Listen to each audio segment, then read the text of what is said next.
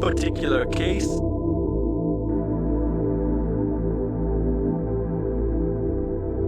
in 2007, in Porosenkov Log near Ekaterinburg, enthusiasts discovered 150 grams of bones, which, as it was later determined, were human. The find was located 70 meters from the grave, where the first Ekaterinburg remains were discovered in 1979, and then again in 1991. Among the 150 grams of bones were several teeth, well preserved and having a white and slightly yellowish color. Investigator Vladimir Solovyov, and later the modern investigation as well, claimed that these 150 grams of bones are the remains of Tsarevich Alexei and Grand Duchess Maria.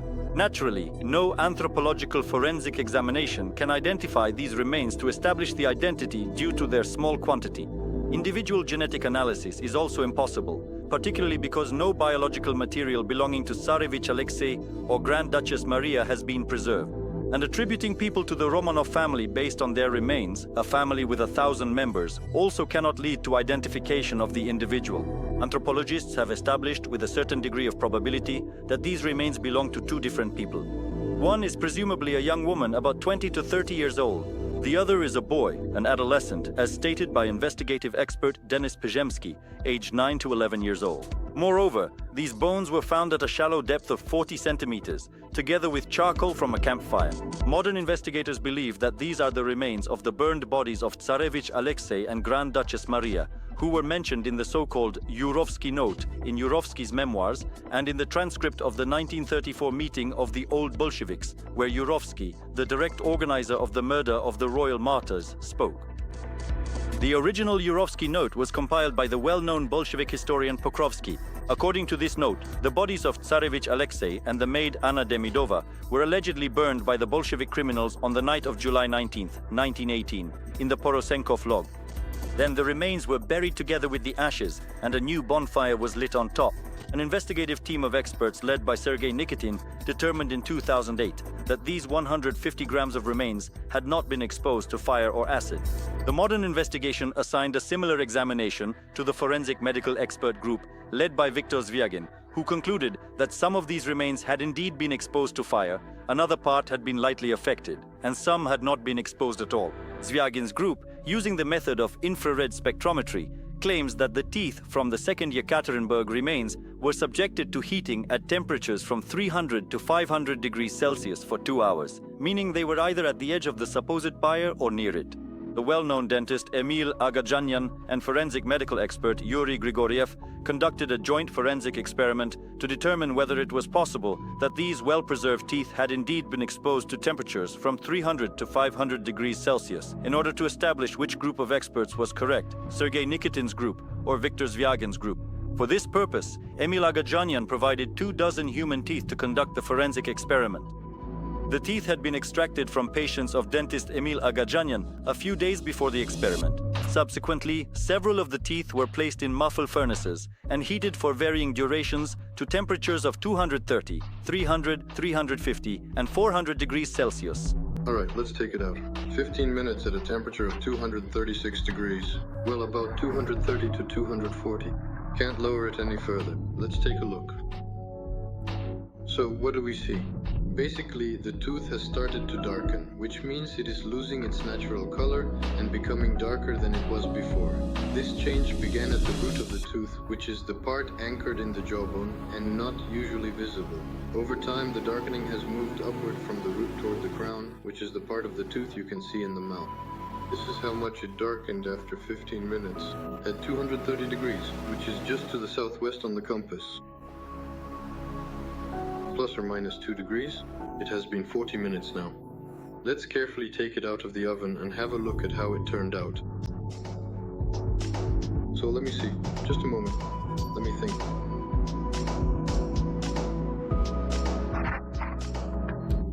Here, the tooth was kept in the muffle furnace, which is a laboratory oven designed to heat materials to high temperatures at 230 degrees Celsius for 40 minutes. During this time, the tooth has darkened, and the enamel, the hard protective outer layer, has started to break down and crack due to the heat. Next, the temperature was increased to 350 degrees Celsius, and the tooth was kept in the muffle furnace for 2 hours. Now let's take it out. This is the condition it's in.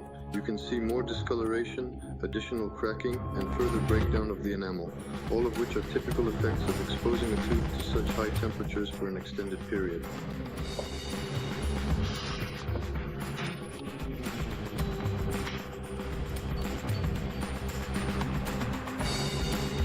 They've burned through, both of them. You can really even truly experience it. 400 degrees, 1 hour in the muffled furnace. We're waiting. They've burned through completely, leaving nothing behind. Not only that, but they're also starting to fall apart piece by piece as time goes on. The damage is extensive, and it's clear that these have reached the end of their usefulness.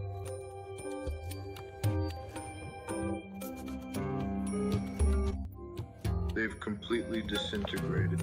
So we set the temperature to 400 degrees and then increased it to 410 degrees Fahrenheit. The sample was placed in the oven and left to heat for a total of 2 hours, ensuring that the conditions remain steady and consistent throughout the process. Now let's take a look at the results. As you can see, the tooth has been exposed to high heat for an extended period, and it has completely burned through. The structure has been destroyed, leaving behind only the remains of what was once there.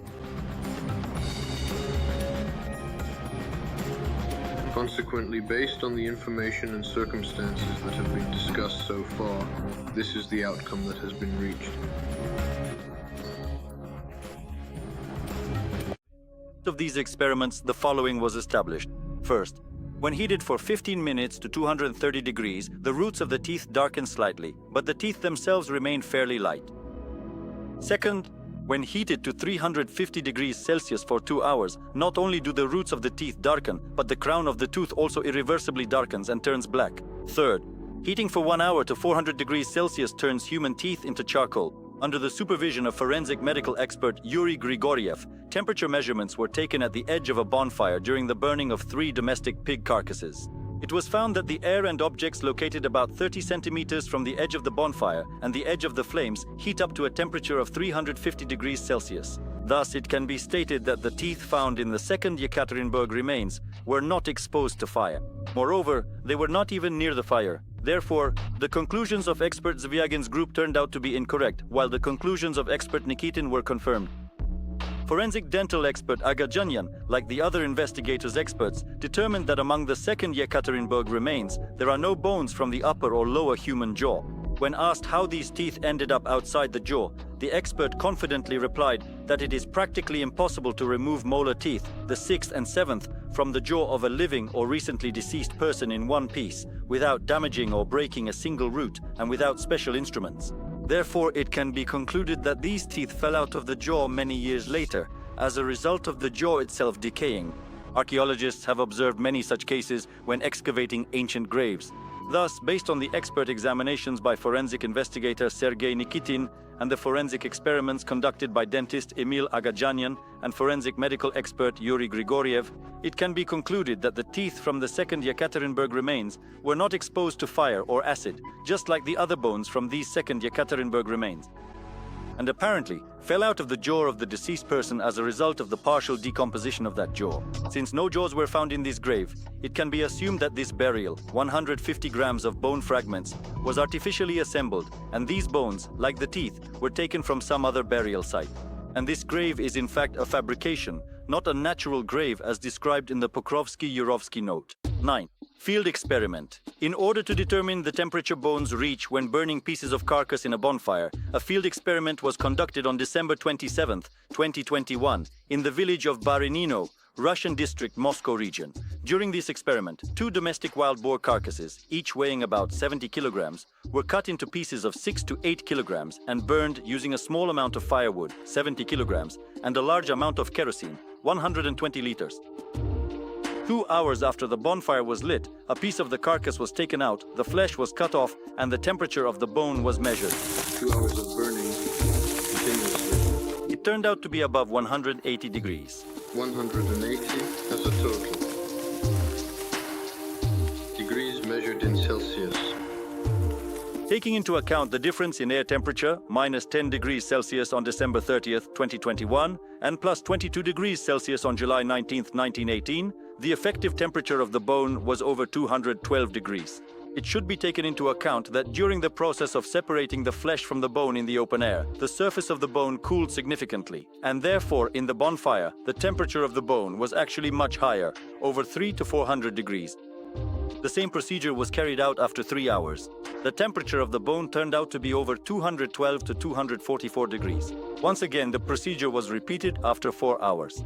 The temperature of the bone turned out to be over 253 to 285 degrees. The meat was almost completely burned through.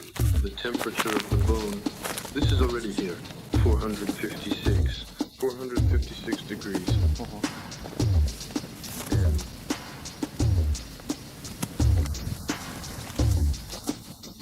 And the entire bone was already charred to the stage of black calcination. Thus, it can be stated with confidence that even after burning for just 2 hours, when not all of the bone has reached the stage of black calcination and only the ends of the bones are charred, the temperature of the bone during those 2 hours reaches well above 200 degrees. According to research conducted by modern geneticists, including Pavel Ivanov, who performed genetic examinations of the royal remains in the 1990s, it has been established that DNA does not survive when biological objects are heated for 2 hours at temperatures above 200 degrees. The DNA chain breaks down into small fragments, making DNA analysis of these biological objects based on such fragments impossible. Even though during these 2 or 3 hours, only the ends of the bones become charred. If, however, the fire burns for 4 hours or more, then the bones, even though still covered with flesh, reach the stage of black calcination. Applying the results of this field experiment to assess the second Ekaterinburg remains found in 2007, it can be stated with confidence that if we follow the Yurovsky-Pokrovsky version and assume that the Bolsheviks burned 2 bodies at the Piglet clearing, no genetic analysis would be possible with such bones. However, if these bones were not exposed to fire, as claimed by the investigation expert Sergei Nikitin and his group, then, even according to the Yurovsky-Pokrovsky version, these bones have no connection to the royal martyrs whatsoever. We also draw attention to the fact that, judging by the Ekaterinburg remains, there is no evidence that even the edges of these bones were charred. It is impossible to identify the 150 grams of remains of 2 people found at the Porosenkov Log in 2007 by any means other than genetic analysis, due to their small quantity and the absence of individual characteristics. These bones are fragments from all parts of the skeleton, from the head to the feet. And the experts of the investigation were unable to explain why so little of them was preserved. The very fact that so few bones were found also indicates the artificial nature of the burial, since forensic experiments by Yuri Grigoriev and Konstantin Teplov showed that burning 2 bodies should leave about 10 kilograms of calcined bones, and if the bodies were not burned, then much more would remain. It is also notable that the second set of Ekaterinburg remains, which themselves were not exposed to fire, were found together with charcoal, which may indicate the artificial nature of such mixing. At the same time, no melted bullets or lead from bullets were found at this site, unlike in the Ganina Yama pit. Thus, based on studies of the calcination of human teeth at various temperatures and the burning of domestic pig carcasses cut into pieces weighing 6 to 8 kilograms, it can be concluded that the second set of Ekaterinburg remains have no connection to the royal martyrs, neither according to the Pokrovsky-Yurovsky version nor any other version. In response to question number 5 in the conclusions of the Church Commission, published on February 2, 2022, it is stated that archaeologists from the Institute of Archaeology of the Russian Academy of Sciences, specialists in ancient cremations, after reviewing the photo archives of the 2007 excavations, saw a large number of charred bone fragments in the processed materials that had been mistaken for charcoal. These were burned to the stage of white heat, which causes them to crumble at the slightest touch and to be of microscopic size. At the same time, in response to question number 6, the Church Commission refers to anthropologist Dmitry Rajev, who says the exact opposite. On the fragments we discovered, there were traces of natural bone tissue degradation, which is usually associated with the activity of soil biota, bacteria, plants, insects, and others. Under certain conditions, bones can completely decay and simply disappear. When specialists from the Church Commission give 2 mutually exclusive answers to this same question, it naturally leads to the assumption that both answers are incorrect. If most of the bodies were burned and most of the bones reached the stage of white heat, that is, they were in the fire for at least 6 hours at temperatures above 800 degrees Celsius, then how could 150 grams of bone fragments from skull to feet remain untouched by the fire? If, on the other hand, two skeletons simply decayed, then firstly, this could have happened to any skeletons, not necessarily those that had been exposed to fire. Secondly, it is unclear why, in this burial, two skeletons almost completely decayed over 89 years, while 9 skeletons located just 70 meters away remained almost intact over roughly the same period of 73 years. The experts of the Church Commission did not provide answers to these questions. At the conference on November 28, 2021, in the Grand Hall of the Congress at the Cosmos Hotel in Moscow, forensic expert Sergei Nikitin stated that the reason there are no traces of fire on the second set of Ekaterinburg remains discovered in 2007 could be that the bones were treated with sulfuric acid after burning. According to Nikitin, sulfuric acid could have destroyed the charred parts of the bones, leaving only those parts that were not burned.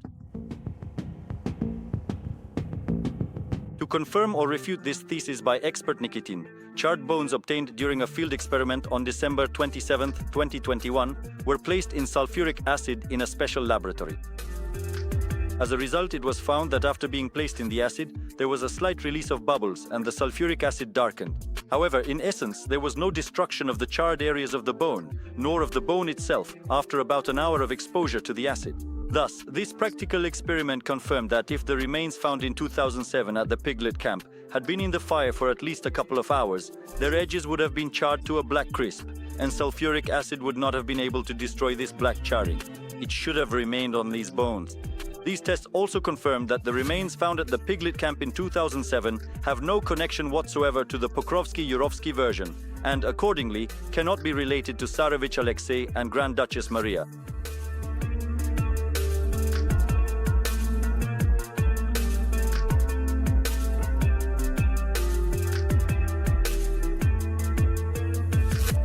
Thus, independent experts, dentists, and forensic medical specialists have scientifically proven through forensic experiments that the so-called Ekaterinburg remains found in 2007 at the Piglet camp are not those of the royal family.